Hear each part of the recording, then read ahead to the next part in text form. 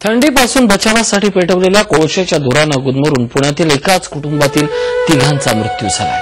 नारायणपेठेमध्ये ही घटना घडली। मृत्युमुखी पडलेल्या व्यक्तींमध्ये आई, वडील आणि मुलगी यांचा समावेश असून पौर्णिमा घारे, भगवान घारे आणि मंगला घारे अशी त्यांची नावं आहेत। शनिवारी रात्री थंडीचा कडाका वाढल्यानं घारे कुटुंबियांनी आपल्या घराच्या बेडरूममध्ये कोळशाची शेकोटी केली होती। त्याच्या धुरानं त्यांचा मृत्यू झाला असल्याचा प्राथमिक अंदाज वर्तवतो।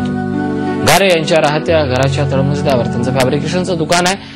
आज सकाळी या दुकानातील कामगार कामावर आल्यावर घारे कुटुंबियातील कोणीही दरवाजा न उघडल्यानं ही दुर्घटना उघडकीस आली। रात्री थंडी जास्त पडल्यामुळे त्यांनी त्यांची मुलगी आणि मिसेस अशा किचन बेडरूम मध्ये झोपले होते। त्या बेडरूमच्या खिडक्या वगैरे सगळ्या बंद होत्या आणि थंडी वाजत असल्यामुळे त्यांनी शेकोटीमध्ये जे कोळसा वापरलं होतं त्याचा ते जळाल्यानंतर जो धूर वगैरे निर्माण झाला त्यातून कार्बन मोनॉक्साईड हा वायू तयार झाला आणि त्यामुळे त्यांचा मृत्यू झाल्याचे प्राथमिक तपासात निष्पन्न झाले। त्याप्रमाणे एटी दाखल करण्यात आलेली। त्यांचा कामगार आता इथं कामाला सकाळी 9:30 वाजता त्यांनी दरवाजाची बेल वाजवली। आतमध्ये काय रेफरन्स वगैरे आला नाही। मग त्यांनी त्यांच्या मुलाला फोन लावला।